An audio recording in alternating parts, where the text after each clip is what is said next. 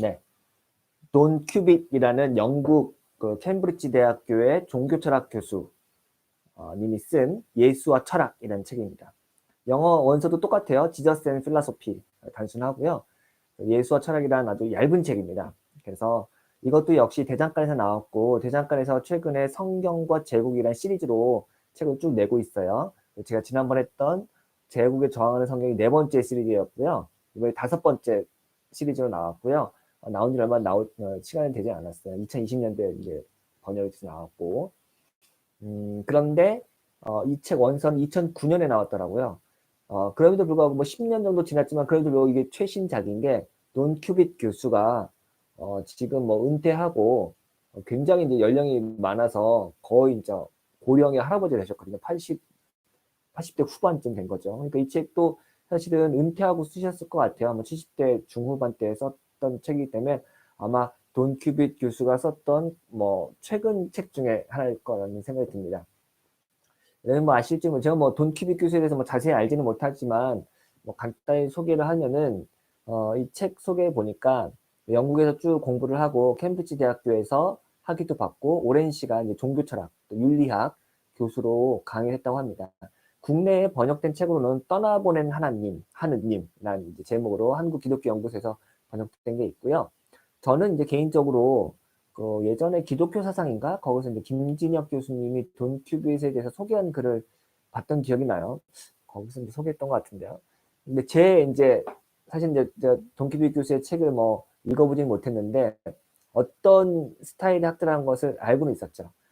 굉장히 이제 급진적인 종교 철학을 하고 있고 거의 뭐 무신론에 가까웠다고 할 만큼 굉장히 센 주장을 한 어떤 학자를 알고 있는데 역시 아니나 다를까 이 책을 읽어보니까요. 굉장히 이제 도발적이고 급진적인 사상을 합니다. 실제로 여기 책 날개에 저자 소개가 돼 있는데 뭐라고 돼 있냐면요. 그 1965년부터 캠브리지 대학 교수로 부임하고 30년 동안 종교철학을 가르쳤대요. 그리고 1996년에 퇴임했죠. 그런데 이 전통적인 기독교의 고전적 유신론을 거부하고 심지어는 나중에는 이제 공적 예배에 참여하지 않고 교회의 2008년에는 교회의 일원이 되기를 그만두었다. 뭐 이런 재미있는 소개가 있습니다. 그러니까 아마 어쩌면은 뭐 이런 이제 그러니까 기독교 신학을 갖고 있고 그것을 가리키다가 나중에는 기독교인이 아니라고 선언하는 약간의 커밍아웃이라 할까요? 이런 학자들이 은근히 있어요. 예. 한편으로는 정직하고요. 또 뭐 기독교 입장에서는 한편 안타깝기도 할 수 있겠지만 나름 자기가 이제 연구한 신념에 따라서 난 더 이상 기독교인이 아닌 것 같다라고 이제 선언하고 이것도 사실은 뭐 굉장히 이제 대단한 용기죠. 우리나라에서도 그렇고 외국에서도 굉장히 쉽지 않은 용기였을 텐데 돈 큐빗 교수가 그렇게 했다고 하네요. 참 뭐 대단한 것 같고 뭐 개종을 한다든가 혹은 뭐 아예 무신론자가 유신론자 된다든가 유신론자가 무신론이 되는 이런 것도 역시 무슨 뭐 종교적 체험이라든가 혹은 어떤 사건에 의해서 그런 게 아니라 자기가 공부를 하고 연구를 해서 그 결과 더 이상 신은 없는 것 같다 라고 한다든가 혹은 더 이상 전통적인 기독교는 내가 믿을 수 없겠다 이렇게 이제 아마 생각을 하고 떠나가는 걸 수 있을 것 같아요. 근데 뭐 저는 사실은 이런 책 읽을 때 워낙 많이 이런 책을 읽어봐서 혹은 이런 책만 골라서 읽어봐가지고 그렇게 저한테 이렇게 큰 충격을 준다든가 혹은 막 깜짝 놀라 이러진 않았어요 사실. 저는 그냥 재밌게 읽었고 제가 이제 받아들일 건 받아들이고 또 배울 건 배우고 또 걸러낼 건 걸러내면서 읽었거든요. 모든 책을 그렇게 읽어요. 예. 나름 제가 이제 어떤 책이든지 간에 배우려는 자세를 가지고 읽기 때문에 저는 굉장히 이제 수용을 하려는 편이고 다만 저도 제 나름대로 이거는 정말 충격적이네 혹은 이거는 내가 받아들일 만하네 뭐 이런 제 나름의 기준이 있을 거 아니에요. 여러분들도 마찬가지일 거라고 생각하는데 책을 읽다가 이거는 정말 도저히 내가 받아들이기 어렵다 뭐 그런 거 걸러내면 되고요. 또 기존의 내 신념과 어떤 믿음을 흔들거나 균열을 일으키거나 깨트리는 어떤 망치와 같은 역할을 하면은 그거야말로 굉장히 좋은 도전이 되고 가르침을 주는 거잖아요. 기존의 세계관을 흔드는 것 이런 사실 독서가 되게 좋은 독서거든요. 그런 책을 많이 읽다 보면은 사이도 넓어지고 유연해지고요. 근데 물론 이제 위험하죠. 왜냐면은 그런 위험한 책들을 읽었을 때 신념이 흔들려가지고 지금까지 내가 다 속았구나. 지금까지 믿었던 게 다 가짜였단 말이야?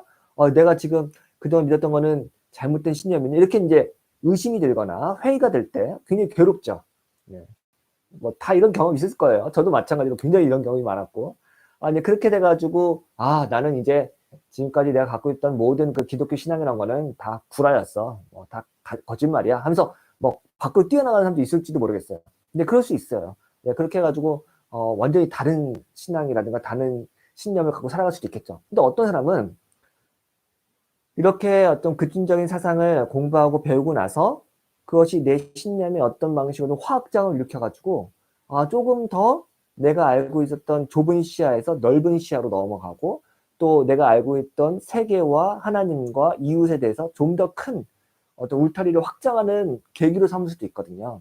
저는 그게 배움이라고 생각하고 어쩌면은 지금까지 아무런 의심 없이 살아갔던 내 신념이란 것은 누군가 나한테 더 씌워준 거지 내가 만들어간 게 아니잖아요. 그렇죠? 우리가 주일학교 때부터 그냥 배우고 자연스럽게 목사님 설교 통해서 형성된 건데 그건 누가 나한테 만들어준 거지 내가 만든 게 아니에요. 내가 만든다는 것은 내가 직접 책을 읽고 거기로부터 내가 자극을 받아서 기존의 내 신념과 함께 섞어서 만들어가면서 내 거를 만들어가는 게 진짜 내 신념이지 않을까요?